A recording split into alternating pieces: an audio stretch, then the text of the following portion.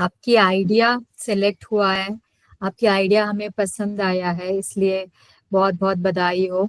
मैं ट्राई करती हूँ ज्यादा हिंदी में बोलने के लिए, बट कहीं पे भी आपको समझ में नहीं आया ना, हाथ उठा के बोल लेना, मैम इस चीज को दोबारा समझाओ, ठीक है? मैं दोबारा समझाऊंगी आपको। पहली बात है, आई थिंक कितने लोग थे सीरज हमारे पास? 15। 15 बच्चे, ठीक है। मैं आपको आपकी आइडिया का टाइटल बता देती हूँ ताकि आप हाँ या ना करो और अपनी तरफ से बोलो ये किसकी आइडिया है। पहले वाला है AI language changer. Yes ma'am. जी। आपकी ग्रुप प्रेजेंट हो, ठीक है। दूसरे वाले सैनिटरी नैपकिन डिस्पेंस, ये वाले बच्चे भी है ग्रुप का? है या नहीं है, बस यस और नो में बोल। यस और नो बताओ बस, ठीक है। Water treatment plant? Yes ma'am, yes ma'am. Okay. Advanced bike hybrid model जो भी बनाना था, है क्या? ठीक है, मैं रीड कर देती हूँ कौन सा आइडिया आप, क्योंकि आपको समझना भी जरूरी है कि कौन सी आइडिया के लिए कैसे आगे बढ़ना है। Organic farming, recycling plant and improper charging output solar panel, glass recycling, waste to energy generation, use of wastewater into energy, how to clear rainwater from the drainage and water clogging or lodging। ये जो आपकी जो idea है, आपको पता भी नहीं है ये कितनी अच्छी आइडिया है।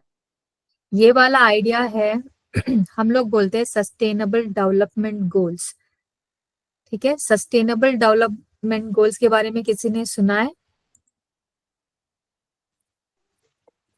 बताओ। Yes ma'am. वो क्या होता है? मैम जैसे जो अभी फ्यूचर प्रेजेंट में समझ में नहीं आया मैम, क्या फ्यूचर यूथ के लिए भी प्रिजर्व करने को सस्टेनेबल डेवलपमेंट कहते हैं। बाकी बच्चों ग्रुप में रहो, जो बोल रहा है उसको बोलने दो। ये वाला डिस्कशन सेशन है, ऐसा नहीं कि मैं बोलती जाऊंगी आप चुप रहेंगे, है ना। मैं आपसे सुनना चाहती हूँ, इसलिए जब बोलना है अनम्यूट करके बोलो, बाकी लोग म्यूट कर लेना। ठीक है, बोलो बेटा। यू आर सेइंग समथिंग, क्या था एसडीजी गोल का मतलब क्या है? मैम सस्टेनेबल डेवलपमेंट गोल वो होते हैं जो अभी फ्यूचर प्रेजेंट में हमारे पास अवेलेबल हैं, जैसे वाटर रिसोर्सेज वगैरह जो अभी एग्जिस्टेंस में है, पर उनको फ्यूचर यूज़ के लिए प्रिजर्व करना, कि जो आने वाली जनरेशन है उनके लिए भी वो चीज़ प्रेजेंस हो, उनके बारे में सोचना साथ साथ अपनी डेवलपमेंट के लिए, उसके कहते हैं कि सस्टेनेबल गोल्स। वेरी गुड, अभी सही बोला। हमारे पास 17 सस्टेनेबल गोल्स है, उसमें पॉवर्टी के बारे में, एनर्जी सेविंग बारे में, क्लाइमेट के बारे में, वाटर रिसोर्स के बारे में बहुत सारे गोल्स हमारे पास है। और जो आइडियाज आपने लेकर आए हैं कहीं ना कहीं इस 17 से एसडीजी गोल में मिल जुलता है, ठीक है। तो आप इनडायरेक्टली ये सस्टेनेबल गोल्स के लिए कंट्रीब्यूट कर रहे हो, आपको पता भी नहीं है, ठीक है। तो आपको ये जरूरी बताना है कि ये जो काम करने वाले हो, ये जो आइडिया तुम्हारे दिमाग में जो आया है वो हायर गोल पे जा सकता है। जो इम्पैक्ट क्रिएट कर सकता है सोसाइटी के लिए वो बहुत ज्यादा होता है। जो आज मैं डिस्कशन जो करने वाली हूँ, ये जो आइडिया है इसको कैसे हम आगे लेकर जाए ताकि ये एक प्रोजेक्ट बन जाए, एक प्रूफ ऑफ कॉन्सेप्ट बन जाए, ताकि इसको इम्प्लीमेंट करके कहीं जो प्रॉब्लम हो रहा है उसको सॉल्व कर सके। तो पहली चीज है, आपने आइडिया लेकर आना था, आपने लेकर आ गया, मतलब आपका आइडिया सेलेक्ट हो गया। आगे क्या करना है किसी को पता है? मैं सुनना चाहती हूँ कि आगे क्या करने चाहते हो। अभी तो आपका आइडिया सेलेक्ट हो गया, आगे वाला क्या करने वाले हो आप लोग बताओ। आपने कुछ प्लान किया है क्या? कनिष्क क्या था? अनुष्का बोलो क्या बात है, दोबारा बोलो। फर्स्टली हम ये करेंगे कि उस चीज़ के बारे में रिसर्च करके हम एक छोटा सा मॉडल बनाएंगे जिससे हमारे को आगे हम गाइडेंस कर सके अपने टीम मेंबर्स को भी और बाकी लोगों को। उसके बारे में उसके बारे में एक के ब्रीफ में बाद एक के बाद, ठीक है। अनुष्का को पहले खत्म करने दो। अनुष्का बोलो। इसके बाद में हमारे को ना और सब चीज़ों पे काम करना होगा। हमारे को कहाँ कहाँ पे वर्क और ज़्यादा करने की ज़रूरत है, कॉस्टली पड़ रहा है तो हम उसको कैसे हम उसको कम कॉस्ट में ले सकते हैं। पहले तो हम उसे करेंगे जिससे हमारा सबके पास में प्रोवाइड भी हो जाए और उसको कोई दिक्कत भी ना हो।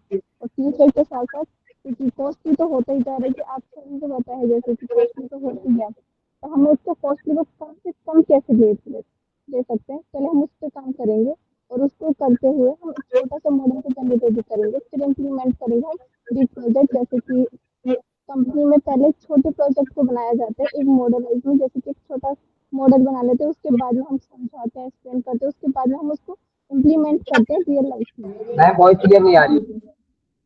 हाँ, थोड़ा बहुत वॉइस क्लियर नहीं आ रही है, कोई बात नहीं। कुशाल तुम बोलोगे, बोलो बेटा। इसके बारे में हम थोड़ा और ब्रीफ में डिस्कशन करेंगे हमारी टीम के साथ, और इसका मतलब फर्स्ट एक्सपेरिमेंट करें, मतलब मॉडल बनाएंगे इसका, हम क्या मतलब हम क्या कर रहे हैं, वो सक्सेस होगा नहीं होगा, अगर हम नहीं होगा हम उस पर और ज़्यादा स्टडी करेंगे मैम। ठीक है परवेश, आपको बोलना है। नो मैम, बट उसमें मेरा तो प्रोडक्ट तो आया नहीं, मेरा वाला। ठीक है, ठीक है बच्चों, थोड़ा बहुत आगे पीछे आपने अपना स्टेप्स बता दिया, लेकिन पहले क्या करना है वो मैं बताऊंगी आज की सेशन में। कि आपको पता है कि आपकी आइडिया है, आपको रिसर्च करना है, उसके बाद मॉडल क्रिएट करना है, उसके बाद टेस्ट भी करना है। मैं आपको एक स्टेप्स बता दूंगी, मैं स्क्रीन शेयर कर रही हूँ, एक सेकेंड।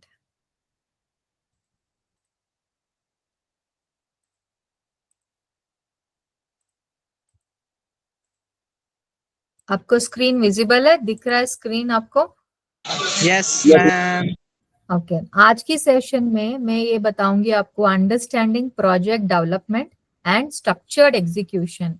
इसका मतलब क्या है? We are trying to achieve success through clarity and motivation. तो फर्स्ट थिंग इज, आपके पास आइडिया है, उसको प्रोजेक्ट में कैसे करना है।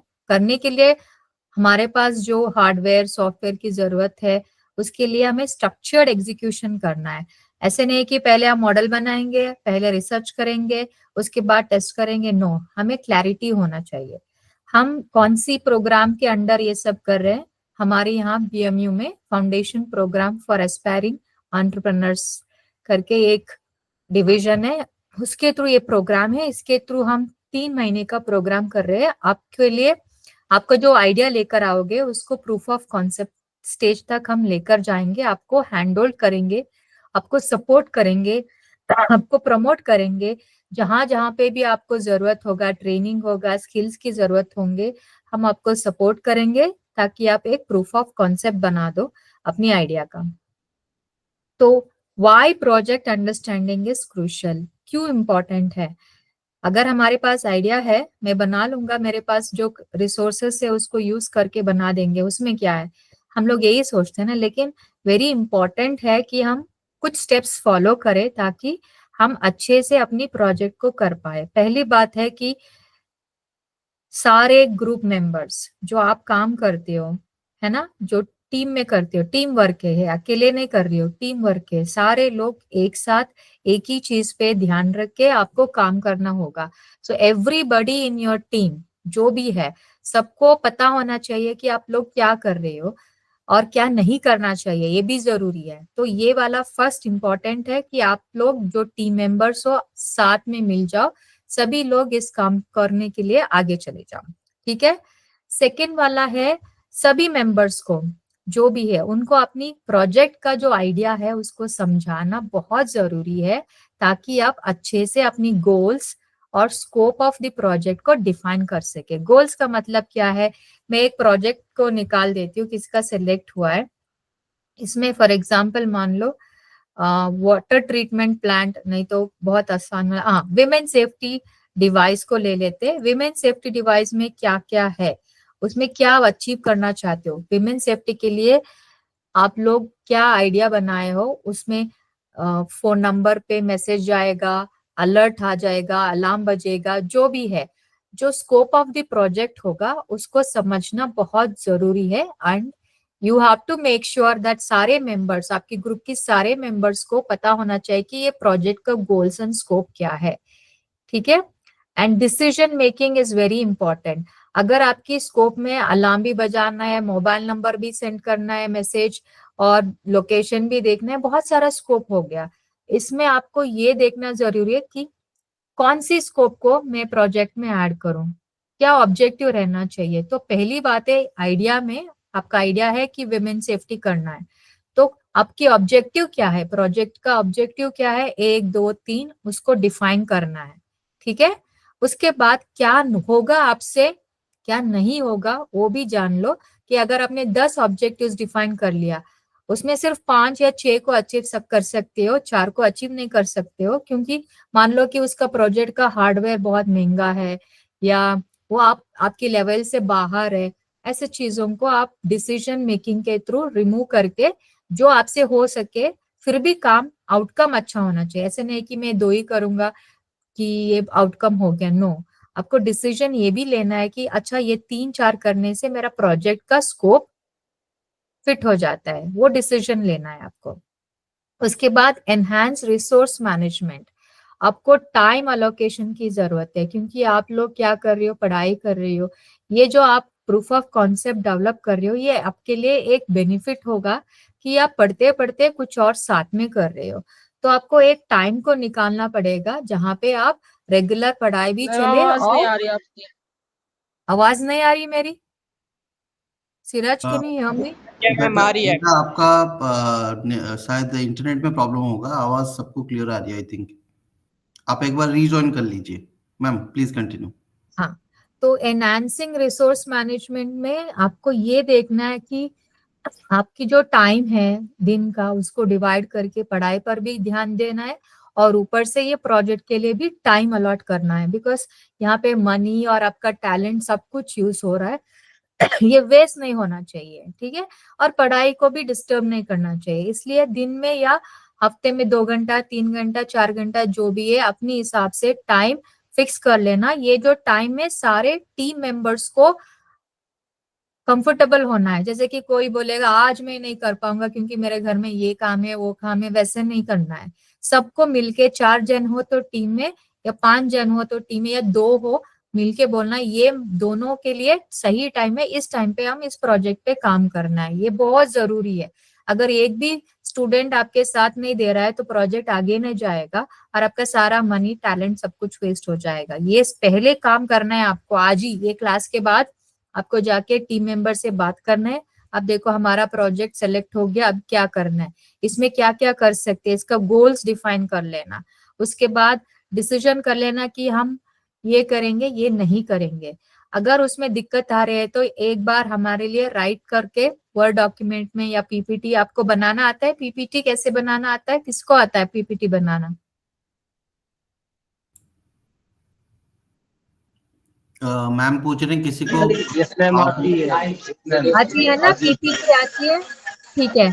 आपको एक पीपीटी में ये सब स्कोप बना के, टीम मेंबर्स का नाम, आपका गोल्स, आपका स्कोप, और क्या कर सकते क्या नहीं कर सकते आप लिखे।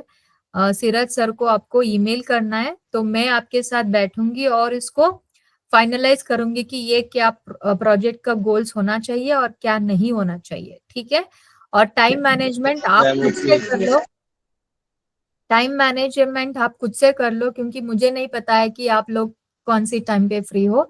तो अपनी आप डिसाइड कर लेना, कमिटमेंट दे देना कि हफ्ते में मंडे है, मंडे के दिन कितने घंटे काम करेंगे, क्या किस टाइम पे काम करेंगे, आप लोग मिलके वो भी लिख देना। और उसके बाद managers expectation and keep stakeholders engagement, ये क्या होता है, ये सेकेंड स्टेज में आता है। जब आपका प्रोजेक्ट कंप्लीट होगा उसके बाद जो आपने डिसाइड किया, फॉर एग्जाम्पल वही वाला ले लेती हूँ, विमेन सेफ्टी डिवाइस, वो स्टेक होल्डर्स होते हैं हमारे लिए, उनको हम क्या करेंगे, देंगे वो प्रोजेक्ट बनाने में, बनाने के बाद, और उसके बाद देखेंगे कि हमने उसका एक्सपेक्टेशन मीट किया है कि नहीं किया है।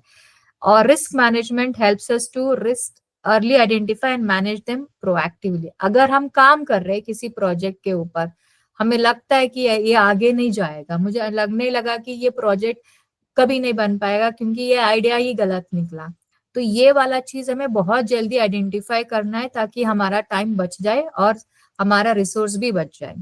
इसमें कोई क्वेश्चन है बच्चों? समझ में आ गया ना आपको क्या करना है? Yes ma'am.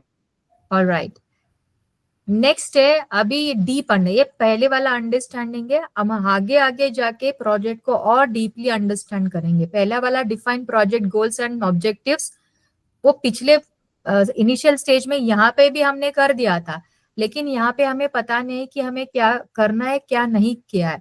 जब आपका पीपीटी मेरे पास आएगा, मैं उसको रिव्यू करूंगी और उसको फाइनलाइज करूंगी। उसके बाद ये आ जाएगा proper definition of the project goals and objectives हमने डिफाइन करना है।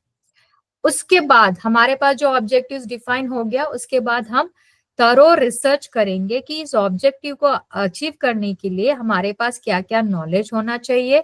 अगर ऐसा वाला प्रोडक्ट मार्केट में है, उन लोगों ने कैसे किया है, उसका कॉस्टिंग क्या है, करने के लिए उन्होंने क्या क्या कंपोनेंट्स यूज किया है, हार्डवेयर क्या था, सॉफ्टवेयर क्या था, वो सब रिसर्च करके हमें करना है। वो सेकेंड स्टेज है।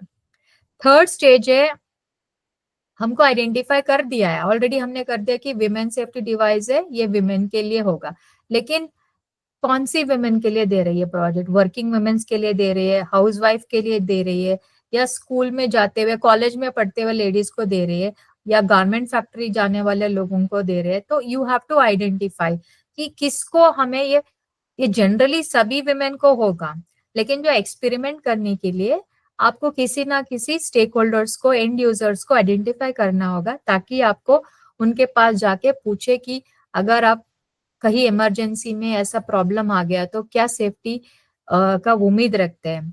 तो उसके बाद उनका जो पॉइंट्स आपको मिलेगा, उसके हिसाब से आपको अपनी गोल्स को फाइन ट्यून करना पड़ेगा दोबारा से। ये क्या होगा, ये दो थर्ड स्टेज में क्या होता है, हमें पता चल जाएगा कि लोगों को क्या जरूरत है।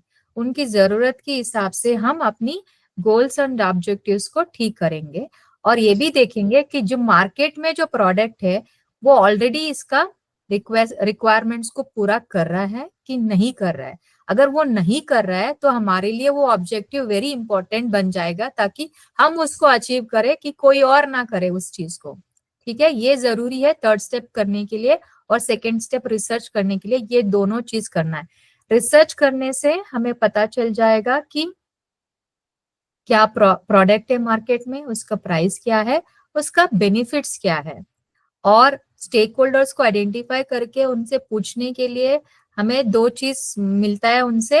एक है उनका जरूरत क्या है, रिक्वायरमेंट्स क्या है। दूसरा, जो रिक्वायरमेंट्स हमें मिलता है उसको हम कंपेयर करेंगे आजकल की मार्केट में वो प्रोडक्ट जो भी है वो रिक्वायरमेंट्स को पूरा कर रहा है कि नहीं कर रहा है। अगर नहीं कर रहा है तो हमारे लिए बहुत फायदा है कि वो ऑब्जेक्टिव को हम अचीव कर ले, ताकि हमारा प्रोजेक्ट उनसे भी ज्यादा अच्छा बने। ठीक है, एंड आपको सही क्वेश्चन पूछना है स्टेक होल्डर से कि क्या चाहिए, आपको जरूरत है। तो आप जाने से पहले, किसी से मिलने से पहले कुछ क्वेश्चंस ऐसा बना लो कि आप सही क्वेश्चंस पूछो, ताकि आपको सही आंसर मिल जाए। इस स्लाइड में कोई डाउट है तो पूछ लो बच्चों। अभी तक कुछ No, डाउट है ma'am. तो पूछ लो। हाँ, नहीं है ना? मैं आगे जाऊं? Yes, ma'am. Yes. Okay, yes ma'am. तो अभी यहाँ तक तो हो गया। अब एग्जीक्यूशन ऑफ द प्लान। पहली चीज है इफेक्टिव कम्युनिकेशन। आप लोग पॉलिटेक्निक कॉलेज में पढ़ रहे हो, थोड़ा सा इंग्लिश में भी प्रॉब्लम है, तो आप थोड़ा सा अपनी कम्युनिकेशन को बिल्ड करो। ये मेरे लिए इम्पोर्टेंट है और आपके लिए भी इम्पोर्टेंट है, ताकि कल जाके कहीं एक बड़ा सा फोरम में अपनी प्रोजेक्ट को प्रेजेंट करोगे, वहां पे तो इंग्लिश हिंदी दोनों यूज कर सकते हो आप, लेकिन आपका इंग्लिश थोड़ा अच्छा बन जाए तो आप बहुत इफेक्टिवली कम्युनिकेट कर सकते हो, है कि नहीं? आप लोग मानते हो ना? Of course, ma'am. Yes. So I want you to work on the communication skills also, so that आपको कॉन्फिडेंस आ जाए कि आपके आइडियाज को कहीं पे भी, किसी भी फोरम में प्रेजेंट करो। उसके ऊपर भी काम करना चाहिए आपको। Next, task prioritisation. उसका मतलब क्या है, कौन सी काम को पहले करना है, कौन सा बाद में करना है, उसका प्रायोरिटी बना के रखना है। कि पहली काम है कि आपका ऑब्जेक्टिव्स क्लियर करना है, उसके बाद रिसर्च करना है अपनी ऑब्जेक्टिव ऊपर, उसके बाद स्टेक होल्डर से मिलना है, उसके बाद कंपेयर करना है अपनी ऑब्जेक्टिव्स को और फाइन ट्यून करना है। ये प्रायोरिटी है, एक के बाद एक करना, कौन सा काम फर्स्ट करना है। उसके बाद माइलस्टोन ट्रैकिंग। माइलस्टोन ट्रैकिंग का मतलब, अगर मैंने बता दिया कि ये काम, जैसे कि ऑब्जेक्टिव्स को डिफाइन करो, अब 3 महीने सिर्फ ऑब्जेक्टिव्स को डिफाइन करते रहोगे तो काम कब करोगे? क्योंकि आपके पास 3 महीना है, तो आपको ऑब्जेक्टिव सिर्फ 1 हफ्ते में फाइनलाइज करना है, उसके ज्यादा टाइम नहीं लेना है, क्योंकि अगर आप ज्यादा टाइम ले रहे हो आगे वाला स्टेप्स को कंप्लीट करने के लिए आपके पास टाइम नहीं रहेगा।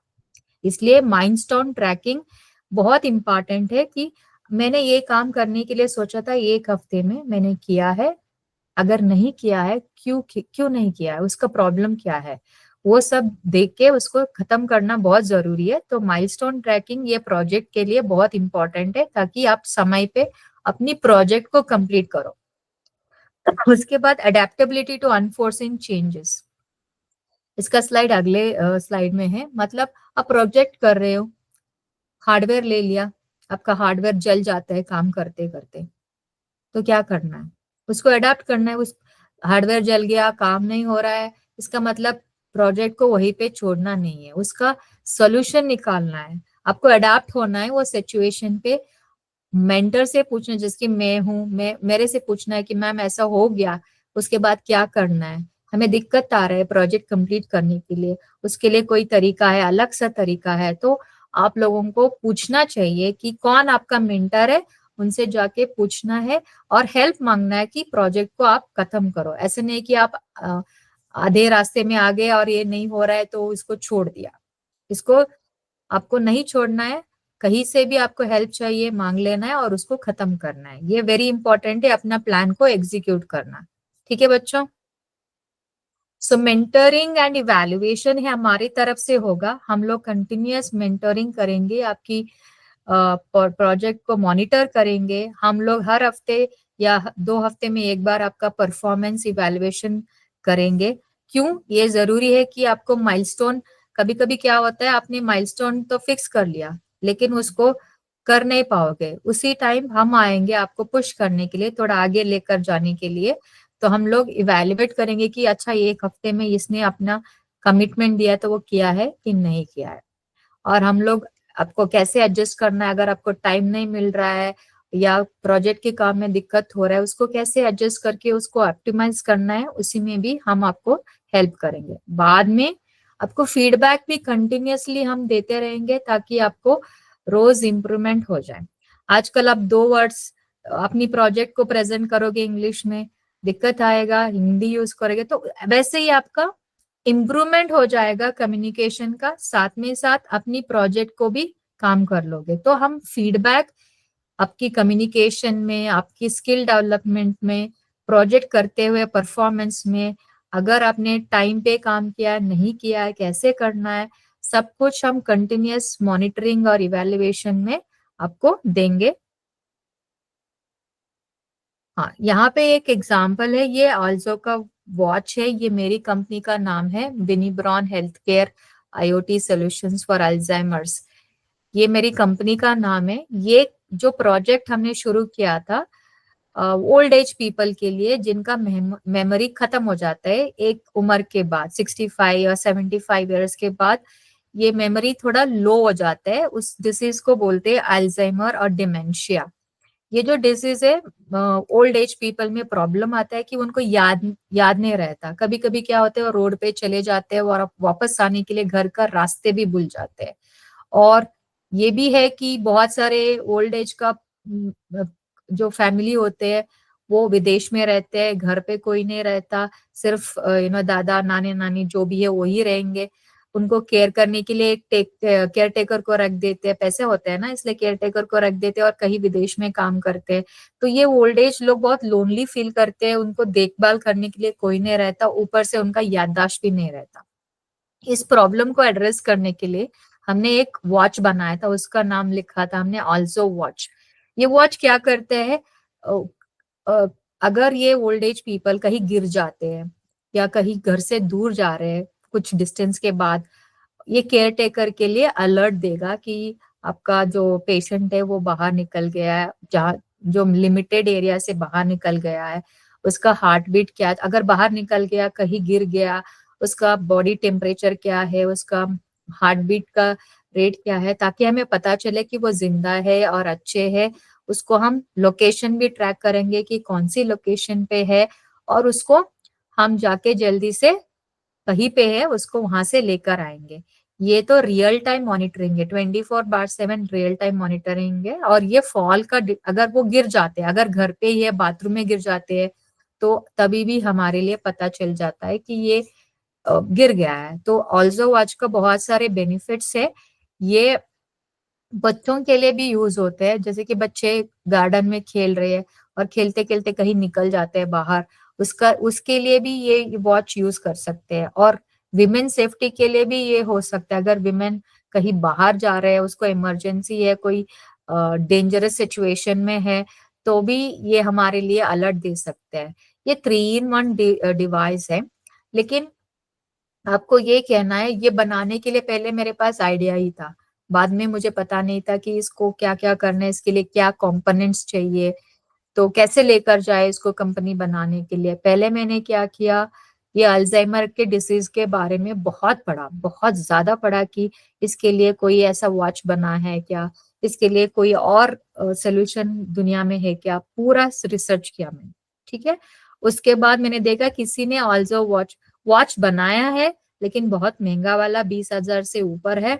लेकिन मैंने ये जो वॉच बनाई वो 2,000 में बिक रहा है, मतलब उसका जो रेट है सिर्फ 2,000 है। वही कंपोनेंट लिया है मैंने और सस्ते में बनाया है। लेकिन बल्कि बहुत सारे प्रोजेक्ट जो मार्केट में है वो 20,000 से ज्यादा है, बहुत महंगा वाला है। तो मैंने क्या सोचा, अगर मैं इसका कॉस्टिंग कम करूं और फीचर्ड बेनिफिट्स लोगों को दूं, जिनको बाय करने के लिए उतना ज्यादा पैसा नहीं है, उनके लिए यूज हो जाएगा। तो इसको माइंड में रखते हुए मैंने ये ऑल्सो वॉच बनाया था। और ये दूसरा वाला है वाटर मॉनिटरिंग सिस्टम, ये फिशरी में यूज होता है। ये एक्चुअली आपके घर में एक्वेरियम हो तो उसको एक्वेरियम के अंदर रख दो, वो मॉनिटर करेगा कि पानी का वाटर लेवल ठीक है फिशेस के लिए, नहीं है, अगर नहीं है तो अलर्ट दे देगा, सायरन करेगा, मोबाइल में मैसेज दे देगा, ताकि हमें पता चले कि एक्वेरियम का पानी खराब हो रहा है, फिश मर जाएंगे, जो भी है। लेकिन ये जो प्रोजेक्ट है हमने फिशरीज के लिए किया था, जहाँ पे बड़े बड़े फिशर्स जैसे रोहू काटला, वो फिशिंग फार्मिंग होता है ना, वहां पे बड़े बड़े टैंक्स होते हैं फिशिंग टैंक का, वहां पे फिश को ब्रीड करते हैं, एग्स को ब्रीड करते हैं। उसमें बहुत जरूरी है कि इसका वाटर लेवल ठीक है नहीं है। आजकल क्या होता है ना, वाटर का सैंपल लेते हैं, उसको टेस्ट करते हैं अलग अलग सोल्यूशन को लेके, और वो मान लेते हैं कि हाँ ठीक है, या वाटर ठीक है फिश के लिए, और फिश को छोड़ देते हैं। लेकिन अगर बीच में कोई वाटर कंटेमिनेशन हो जाता है, इनको पता भी नहीं चलता है, अगले दिन आके देखेंगे कि फिश सारे मरे हुए हैं। तो ये हमने real time water quality monitoring system बनाया, हमने पूरा इसके ऊपर रिसर्च किया। लेकिन मार्केट में वाटर क्वालिटी मॉनिटरिंग सिस्टम है, लेकिन real time water quality monitoring system नहीं है। वो सैंपल लेके टेस्ट करता है, लेकिन वाटर के अंदर वो मशीन को डाल के, वो डिवाइस को डाल के पूरा 24/7 उसको चेक करने के लिए कोई भी चीज आज तक नहीं मिला है। इसलिए ये हमारे लिए बहुत बड़ी प्रोजेक्ट बन गया। हमने इसको बनाया, रियल टाइम डेटा मॉनिटरिंग भी करेंगे, कलेक्शन करेंगे, और रिमोटली अगर हम घर पे बैठे हैं, हमारे पास सारे डेटा आ जाए कि वाटर क्वालिटी खराब हो रहा है, तो अगर हमारे पास अलर्ट आ गया तो 10-15 मिनट में जाके हम फिक्स करते हैं, ताकि फिशेस ना मरे। ठीक है, ये जो प्रोजेक्ट दोनों हमने किया था, हमारी बीएमयू यूनिवर्सिटी के बच्चों ने किया था, मैंने मेंटर किया था। तो हमने कैसे आइडेंटिफाई किया कि रियल टाइम मॉनिटरिंग सिस्टम नहीं है, हमने रिसर्च किया, अगर ये मॉनिटरिंग सिस्टम है तो अच्छा होगा ना, क्वालिटी तो चेक करने के लिए इक्विपमेंट है, लेकिन मॉनिटर रियल टाइम में मैसेज आ रहा है क्या, रियल टाइम में डेटा जा रहा है क्या, वो नहीं था। तो हमें कैसे पता चल गया, क्यों, हमने रिसर्च किया कि मार्केट में कौन सा प्रोडक्ट है, वो क्या क्या करते हैं, जो नहीं करते हैं वो हमारे लिए एडवांटेज हो गया, उसको लेके हमने काम किया है। ठीक है, तो ये कंक्लूजन में आ गया। उसके बाद मैं आपसे क्वेश्चन पूछूंगी। तो डीप अंडरस्टैंडिंग की जरूरत है अपनी प्रोजेक्ट के बारे में, अपनी आइडिया के बारे में, और अच्छे से प्लान बनाओ इसको कैसे एग्जीक्यूट करना है, और मोटिवेट रहो। ऐसा नहीं कि आज मेरा मोटिवेशन अच्छा है, मैं प्रोजेक्ट करना चाहती हूँ, मेरे पास आइडिया है, बीएमएल मुंजाल से कोई मेंटर मुझे सपोर्ट करेगा, आज करने के लिए तैयार हो गए, 2 हफ्ते के बाद पूरा खत्म मोटिवेशन। ऐसे नहीं करना चाहिए। आपको मोटिवेट जब तक काम खत्म ना हो जाए, प्रोजेक्ट खत्म ना हो जाए, आपको 100% कमिटमेंट देना है। मन में ये बना लो कि मैं 100% इस प्रोजेक्ट में कमिटमेंट करूंगी, इसके लिए टाइम निकालूंगी, अपनी टीम मेंबर्स के साथ बात करूंगी, मैं पूरा सारे मेंबर्स एक टाइम पे अग्री करेंगे, उस टाइम पे हम काम करेंगे। तो apply this principles to your project and stay committed, यही वाला मैं लास्ट स्लाइड में रखा है। तो ये हो गया मेरा प्रेजेंटेशन सीरज। बाकी जो बच्चों का जो क्वेश्चन है उसके हिसाब से मैं डिस्कशन करना चाहती हूँ। अभी फिलहाल thank you so much ma'am for this wonderful presentation and the insights and the guidance to our students. मैं ये बोलना चाहूँगा बच्चों, अभी आपके प्रोजेक्ट के रिगार्डिंग आपको अगर कुछ क्वेश्चंस है तो यहाँ पे मैम को पूछ सकते हैं। हाँ, क्योंकि पहला स्टेज मैंने बता दिया, आपको पीपीटी बनाना है, आपका टाइटल अच्छे से बनाना है, अपनी ग्रुप मेंबर्स को बनाना है, उसके बाद आपको क्या करना है, प्रोजेक्ट ऑब्जेक्टिव्स को डिफाइन करना है ना। तो उसके लिए प्रॉब्लम है तो अभी क्वेश्चन है तो पूछ लो। कैसे बनाना है, क्या करना है, उस तरह। मैम हमारे पास कोई प्रोजेक्ट का मैं एग्जांपल? दिखाऊंगी, मैं वीडियो दिखाऊंगी, अभी पहले क्वेश्चंस ले लेती हूँ, ठीक उसके है, बाद वीडियो दिखाऊंगी। ठीक है। मैम कोई भी ये जो क्वेश्चन पूछ सकते हैं, मतलब डोंट फील शाय कि मेरा क्वेश्चन ऐसा हो सकता है वैसा हो सकता है। आपके मन में कोई भी क्वेश्चन है, यही टाइम है आपको पूछने का। मैम ये फर्स्ट स्टेप कब तक जमा करना है? अगले हफ्ते तक कर दो, है ना सूरज? जी अगले जी जी मैम, अगले हफ्ते तक, अगले मंडे तक सीरज की मेल ले लेना, उसको मेल कर देना कि आपका प्रोजेक्ट टाइटल क्या है। ओके। एक सैंपल पीपीटी भी सेंड कर देना सीरज इनको 5 स्लाइड्स का, ताकि वो उनको उसी तरह वो करने दीजिए। मैं दे देती हूँ सैंपल का, ठीक है मैम। तो आप ले लो। जी। तो आपके पास सैंपल आ जाएगा, वहां पे आपको देख के अपनी प्रोजेक्ट का डेटा इंक्लूड करना है। उसके बाद हम उसको रिव्यू करेंगे, रिव्यू करने के बाद आपका ऑब्जेक्टिव्स ठीक बना है नहीं बना है, उसके हिसाब से आपको हम फीडबैक देंगे और उसको फाइनलाइज करेंगे। ये पहला स्टेप है, क्योंकि आपको पता भी नहीं है कि क्या करना है, तो उसका हम आगे नहीं जा पाओगे ना। ये स्टेप होने के बाद सेकेंड स्टेप आपको क्या करना है, रिसर्च करना है। कैसे रिसर्च करना है मैंने एग्जाम्पल भी बता दिया, ठीक है। और एक प्रोजेक्ट का डेमो दिखाती हूँ। ये जो प्रोजेक्ट है मेरी बच्चों ने किया था, ये प्रोजेक्ट क्या है, रास्ते में जो ट्रक ड्राइवर्स होते हैं, ठीक है, या कार ड्राइवर्स भी मान लो, आप गाड़ी में बैठे हो, ड्राइवर रात भर गाड़ी चलाते चलाते उसको नींद आ जाता है, नींद की वजह से वो सो जाता है चलाते चलाते गाड़ी को। उसकी वजह से जितनी लोगों की नुकसान होते हैं, कुछ लोग मर भी जाते हैं एक्सीडेंट की वजह से।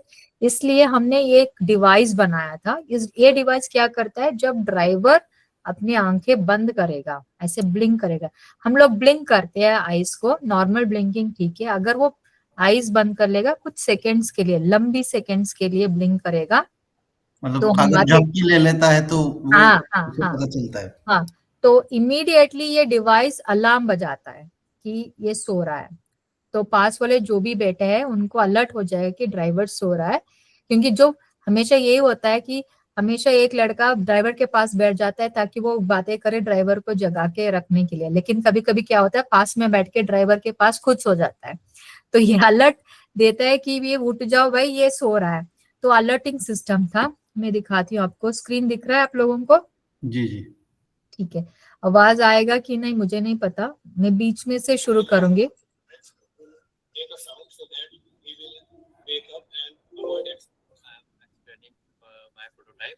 So we have used one webcam, one LCD. We have given the power output, one HDMI. We have connected webcam using a USB.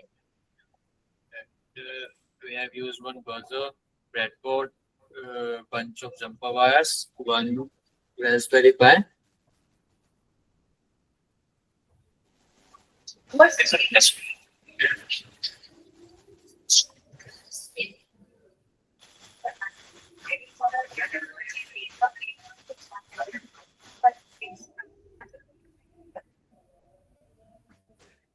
समझ में आया उन्होंने क्या क्या कंपोनेंट्स यूज किया था? ब्रेडबोर्ड यूज किया था, वायर्स यूज किया था, एक आर्डिनो बोर्ड यूज किया था, उसको कनेक्ट करते हुए एक सॉफ्टवेयर के लिए कोडिंग भी किया था। उसमें क्या, क्योंकि हार्डवेयर यूज करते हैं ना, हार्डवेयर को कंट्रोल करने के लिए हमें सॉफ्टवेयर की जरूरत है। क्या होता है ना, जब हम सिर्फ हार्डवेयर को ही कनेक्ट करते हैं ना, हार्डवेयर अपना काम करेगा लेकिन वो हमारे हिसाब से नहीं काम करेगा, इसलिए सॉफ्टवेयर की जरूरत होता है, क्योंकि सॉफ्टवेयर के थ्रू हम कमांड्स लिखेंगे हार्डवेयर के लिए, जब तक उनको ऑन होना है, जब तक उनको ऑफ होना है, ठीक है। तो ये हार्डवेयर सॉफ्टवेयर कंबाइन का प्रोजेक्ट था। जब मैं सो रही थी, इमीडिएटली वो स्लीपिंग करके हमारे पास मैसेज आ गया, उसके साथों साथ बजर भी बज गया, है ना। तो ऐसा वाला प्रोजेक्ट आपका भी बनाना है, जैसे कि विमेन अलर्टिंग सिस्टम है, और बहुत सारे प्रोजेक्ट्स है ना, water treatment, sanitary napkin dispense ये एंड सोलर वाला भी काफी अच्छा है, सोलर। हाँ, waste to energy generation, solar वाला, सोलर का एनर्जी, सोलर एनर्जी कल हम लोग देख रहे थे, उस वीडियो को मैं दिखा नहीं पाऊंगी क्योंकि मैं डाउनलोड करने के बाद वो करप्ट हो गया फाइल। उसमें क्या है, मैंने ये डिसीजन, किसी ने सोलर एनर्जी, रिन्यूएबल एनर्जी के बारे में बात किया था आपको, जैसे कि सनलाइट मैक्सिमम कब होता है, क्योंकि सनलाइट तो हर जगह पे है, लेकिन हाउ मच एनर्जी उसके ऊपर गिर रहा है, उस एनर्जी को हम कन्वर्ट कर रहे हैं इलेक्ट्रिसिटी के लिए, जो कन्वर्शन है वो हमारे लिए इम्पोर्टेंट है। अगर सोलर पैनल ऐसे ही है पूरा दिन तक, बाकी मतलब सन यहाँ से ईस्ट से वो मूव कर रहा है, सन मिड डे पे वो सेंटर में रहता है, अगर आपका पैनल ऐसे ही है तो मैक्सिमम अमाउंट ऑफ सनलाइट इसके ऊपर नहीं पड़ेगा, तो फिर कन्वर्शन नहीं होगा ना। तो मैम का कहने का Efficiency- ये मतलब है, जिस तरफ ज्यादा सन होगा, मतलब सूरज की किरणें ज्यादा जिस तरफ होगा उस तरफ वो घूम जाता है वो। हाँ, तो सोलर पैनल में हम ऐसे, पैनल तो फिक्स रहता है ना, तो हम उसके नीचे एक एडजस्टमेंट करेंगे ताकि वो पैनल को हम घुमाए हर दिशा में, जिस दिशा में सूरज घूमता है, ठीक है, ताकि वो सनलाइट मैक्सिमम हो जाए। हम उस मैक्सिमम सनलाइट को कन्वर्ट करेंगे तो ज्यादा इलेक्ट्रिसिटी आएगा, ठीक है। आजकल सोलर पैनल को लगा के रख देते हैं, उसके ऊपर डस्ट जमा होता है, डस्ट जमा रहता है, तो भी सोलर एनर्जी ज्यादा अब्जॉर्ब नहीं कर पाएगा सोलर पैनल। तो ये जो आइडिया है, एक तो क्लीनिंग के लिए, दूसरा है पैनल को घुमाने के लिए जिस डायरेक्शन में सन है, ठीक है। तो अलग आइडिया है। तो मैं आपको ऐसे बहुत सारे एग्जाम्पल से आपको मैं दिखा सकती हूँ, बता भी सकती हूँ, लेकिन पहले अपना ऑब्जेक्टिव्स क्लियर कर लेना। और कुछ क्वेश्चन है बच्चों? आपके पास बहुत क्वेश्चंस है, कैसे बनाना है ऑब्जेक्टिव्स में, क्या सेट करना है, कैसे कर सकते हैं, हाँ, और कुछ उसके ऊपर भी आप सवाल पूछो। सवाल कोई भी हो, सवाल होना चाहिए। विपुल, दिव्यांशु, बाकी लोग कहाँ गए, आ सकते हैं। Ma'am hello. हाँ कुसुम बोलो। हाँ कुछ नहीं मैम, मैं अनुष्का बोल रही हूँ। अच्छा अनुष्का, अच्छा ठीक। अनुष्का बोलो बोलो। मैं ये कह रही थी सर, अगर हार्वेस्टिंग है ना कभी तो हैवी हो जाती है, तो उसके लिए भी तो हम अलग से मतलब कि अलार्म लगा बेटा सकते अनुष्का, आप थोड़ा लाउड बोलो या फिर लाउड स्पीकर ऑन कर लो, क्योंकि आपकी आपकी आवाज आवाज ठीक नहीं आ रहा है। हाँ, ठीक नहीं आ रहा है। हाँ जी बताइए। हैं। मैं ये कह रही हूँ जैसे कि हमारे पास में हैवी रेन फॉरेस्ट होती है, कभी कभी ज्यादा बारिश हो जाती है, उसकी वजह से काफी प्रॉब्लम होती है, तो हमें इसके लिए एक अलार्म सेटअप भी तो कर सकते हैं अपने में। नहीं जी, हर चीज के लिए अलार्म सेटअप करना जरूरी नहीं है। जैसे कि बारिश हो रहा है, वेदर मॉनिटरिंग सिस्टम बना सकते हो, जैसे कि आईआईटी बॉम्बे ने अभी वेदर मॉनिटरिंग सिस्टम बनाया है, क्योंकि बॉम्बे में बहुत ज्यादा बारिश होता है, लोगों को उसकी वजह से बहुत तकलीफ होता है। तो अगर लोगों के पास ऑलरेडी इंफॉर्मेशन है यहाँ पे वाटर भरा हुआ है, तो उस रास्ते को वो लोग अवॉइड कर सकते हैं, है ना। उसके लिए आईआईटी बॉम्बे ने कुछ प्रोग्राम लेके बनाया हुआ है, आप लोग उसके बारे में सर्च कर सकते हो। लेकिन ये देखना है कि मान लो कि हमारा भिवाड़ी का जो रास्ता है, अलवर बाईपास में बहुत पानी भरा रहता है, लोगों को पता है वो अभी तक ठीक नहीं हुआ है, लेकिन कम से कम हमें पता चल जाए कि उस जगह पे पानी भरा हुआ है, आज कौन सी लेवल पे भरा हुआ है, तो हम दूसरा रास्ता ले सकते हैं ना। ये नहीं कि उसी रास्ते में जाके सारे ट्रैफिक जाम कर लिया। मान लो एक बाईपास के नीचे पानी भरा हुआ है, गाड़ी वहां नहीं जा सकता, लोग आ जाते हैं उस बाईपास के पास, तब पता चलता है कि इसमें पानी भरा हुआ है, और वापस भी नहीं ले जा सकते क्योंकि पीछे गाड़ी है। ये ट्रैफिक जाम के लिए कंट्रीब्यूट कर सकता है। अगर हमें ऐसा हो कि पहले ही हमें पता चल गया कि यहाँ पे वाटर क्लॉगिंग है, वो अलर्ट सिस्टम है, तो लोग उस रास्ते पे नहीं जाएंगे ना, तो वहां पे ट्रैफिक जाम नहीं होगा। समझ रही हो अनुष्का? यस मैम, समझ गई। हाँ, वैसे करना होता है। ऐसा नहीं कि हम हर चीज पे अलार्म रखते जाए, नहीं, वो उससे कोई फायदा नहीं है। आपको सोचना है कि कहाँ पे ये जरूरत है, किस काम के लिए यूज करना है, उसके हिसाब से आपको अलार्म सेट कर सकते हो। Okay ma'am. ठीक है। और कोई बच्चे चले गए? Siraj, have you taken the pictures with them? I think we didn't, I guess. वो रिकॉर्ड में है मैम, वो आई विल टेक दैट। अभी जितने बच्चे हैं सब कैमरा ऑन कर लीजिए एक बार प्लीज। हाँ, फोटो ले लेंगे एक।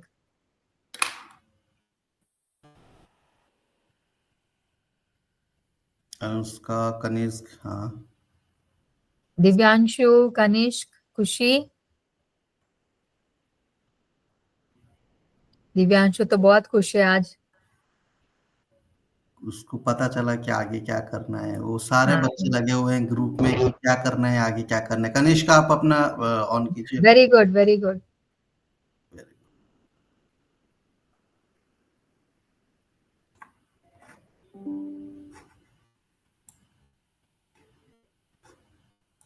Just minute.